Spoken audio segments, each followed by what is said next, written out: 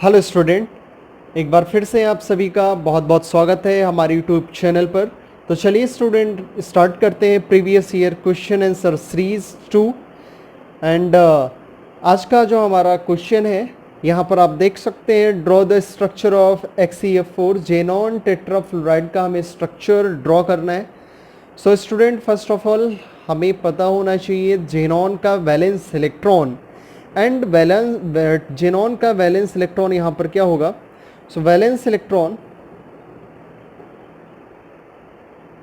Of xenon 8 होता है, okay, and valence electron of fluorine 7। But हमें पता है कि जेनॉन टेट्राफ्लोराइड है तो यहाँ पर फ्लोरीन एटम टोटल 4 है, एंड देन मल्टीप्लाई अगर 4 से करेंगे तो हमारे पास we will get total number of valence electron is 36। So हमारे पास यहाँ पर 36 वैलेंस इलेक्ट्रॉन हमें मिल जाएंगे। एंड अगर हम इसका स्ट्रक्चर ड्रॉ करें तो ये आप देख सकते हैं, हमारे पास सेंट्रल एटम है xenon and fluorine and 4 fluorine atom. And यहाँ पर अगर हम इलेक्ट्रॉन अरेंजमेंट की बात करें, कितने इलेक्ट्रॉन बॉन्डिंग में पार्टिसिपेट कर रहे हैं, तो इलेक्ट्रॉन अरेंजमेंट में देखते हैं 2, 4 एंड 6, 7, 8, 9, 10, 11, 12, 13, 14, 15, 16, 17, 18, 19, 20, 21, 22, 23, 24, 25, 26, 27, 28, 29, 30, 31 एंड 32। सो टोटल अगर देखा जाए तो 32 इलेक्ट्रॉन बॉन्डिंग में पार्टिसिपेट कर रहे हैं, पार्टिसिपेट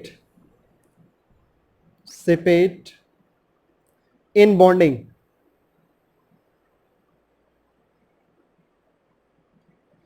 सो अब यहाँ पर हमारे पास बैलेंस इलेक्ट्रॉन कितने बचे हुए हैं, तो हमारे पास 4 बैलेंस इलेक्ट्रॉन रिमेनिंग है।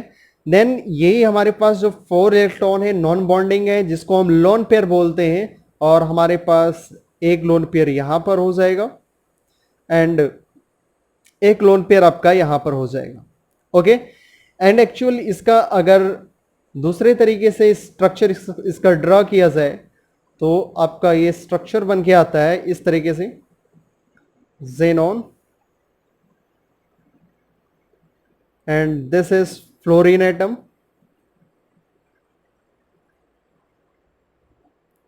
एंड अगर लोन पेयर की बात की जाए तो आपका ऊपर की तरफ लोन पेयर होगा एंड एक नीचे की तरफ लोन पेयर होगा।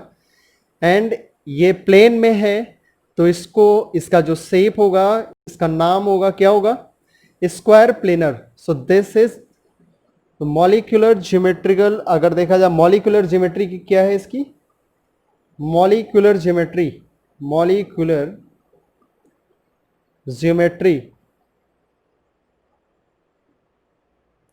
सो यहां पर मॉलिक्यूलर ज्योमेट्री इसकी निकल के आ रही है square planar, okay, square planar.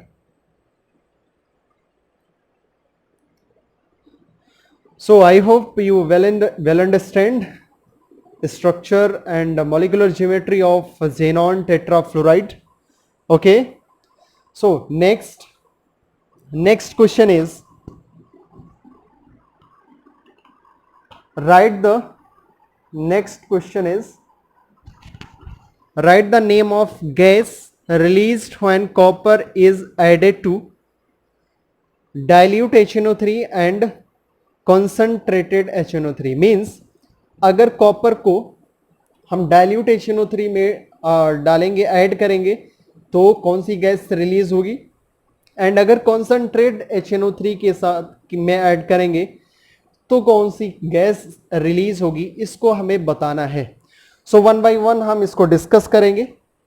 First of all हमारे पास जो रिएक्शन है,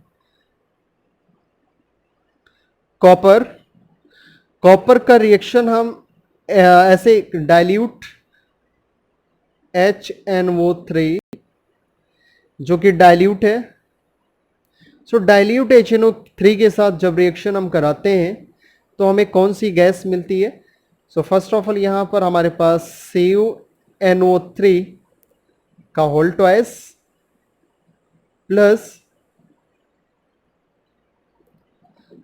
हमें मिलता है nitric oxide. This is nitric oxide gas, nitric oxide. And हमें नेक्स्ट प्लस अनदर प्रोडक्ट जो मिलता है, वाटर के मॉलिक्यूल मिलते हैं। एंड अगर नेक्स्ट बात किया जाए सेकेंड, ये तो आपका हो गया डाइल्यूट HNO3 के साथ कॉपर का reaction.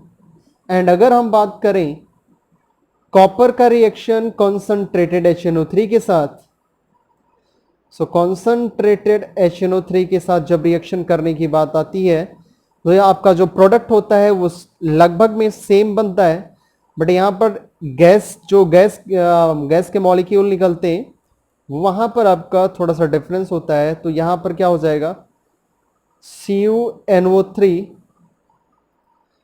Whole twice plus NO2। सो अब यहाँ पर NO2 आपका क्या है? सो NO2 is nitrogen dioxide, nitrogen dioxide. And अगर नेक्स्ट हमारा जो प्रोडक्ट है वो भी आपका क्या है, water molecule. Okay, so balance यहां पर हमने नहीं किया है, केमिकल इक्वेशन बैलेंस नहीं है, बैलेंस आप कर सकते हैं। ओके, सो यहां पर अगर देखा जाए एक सेकेंड टाइप से क्वेश्चन आपसे पूछ सकता है कि जो कॉपर का रिएक्शन हो रहा है, कॉपर का नाइट्रिक एसिड के साथ रिएक्शन हो रहा है, सो ये किस टाइप का रिएक्शन है? सो इसको हम कह सकते हैं ये आपका जो रिएक्शन है ये रेडॉक्स रिएक्शन दिखाता है, रेडॉक्स रिएक्शन। अब ये रेडॉक्स रिएक्शन क्या होता है और कैसे दिखाएगा? तो अब यहां पर हमें पता है कि कॉपर का ऑक्सीडेशन स्टेट 0 है एंड कॉपर का ऑक्सीडेशन स्टेट 0 से कहां तक जा रहा है? तो 0 से ये कॉपर जा रहा है +2 में। ओके, सो कॉपर 0 से +2 में जा रहा है। और अगर नाइट्रोजन की बात की जाए तो यहां पर नाइट्रोजन चूंकि +5 में है, सो +5 से कहां पर जा रहा है? +5 से इस जा रहा है +4 में। Okay, so oxidation state of nitrogen +4। सो यहां पर क्या हो रहा है अगर देखा जाए तो कॉपर 0 से +2 में जा रहा है, इसका मतलब लॉस हो रहा है, इलेक्ट्रॉन का लॉस हो रहा है। ओके, एंड अगर नाइट्रिक एसिड में नाइट्रोजन की बात की जाए तो +5 से +4 में जा रहा है, यानी कि इसका इलेक्ट्रॉन क्या हो रहा है, यहां पर इलेक्ट्रॉन गेन हो रहा है। सो यहां इलेक्ट्रॉन क्या हो रहा है, गेन। सो इस केस में हम कह सकते हैं लॉस ऑफ इलेक्ट्रॉन। अगर लॉस ऑफ इलेक्ट्रॉन की बात की जाए तो कॉपर ऑक्सीडाइज दिखा रहा है, ऑक्सीडेशन, ये ऑक्सीडेशन होगा। And gain of electron, this is reduction. So both oxidation and reduction यहां पर हो रहा है। तो ऐसे रिएक्शन को हम कहते हैं redox reaction. So I hope यहाँ ये भी आपको क्वेश्चन समझ में आ गया होगा। सो इस क्वेश्चन में जो आपसे पूछा गया था कि कौन सी गैस रिलीज होती है डाइल्यूट HNO3 के साथ कॉपर का रिएक्शन कराने पर, और कॉन्सनट्रेट HNO3 के साथ रिएक्शन कराने पर कौन सी गैस रिलीज होती है। सो अगर डाइल्यूट HNO3 के साथ कॉपर का रिएक्शन होगा तो नाइट्रिक ऑक्साइड यानी NO आपको गैस मिलेगा, एज ए गैस फॉर्म में रिलीज होगी। एंड अगर आप कॉन्सनट्रेटेड HNO3 के साथ कॉपर का रिएक्शन कराएंगे तो नाइट्रोजन डाइऑक्साइड का गैस रिलीज होगी। ओके, सो ये आज का हमारा 2 क्वेश्चन था। फिर मिलेंगे नेक्स्ट डे। तब तक के लिए आप स्वस्थ रहिए, मस्त रहिए। एंड अगर आप हमारे चैनल पर नए हैं, आप फर्स्ट टाइम हमारे इस चैनल को देख रहे हैं, तो आप ज़रूर से ज़रूर इस चैनल को सब्सक्राइब करिए, शेयर करिए, लाइक करिए। एंड तब तक के लिए आप हंसते रहिए, मुस्कुराते रहिए। And thanks for watching.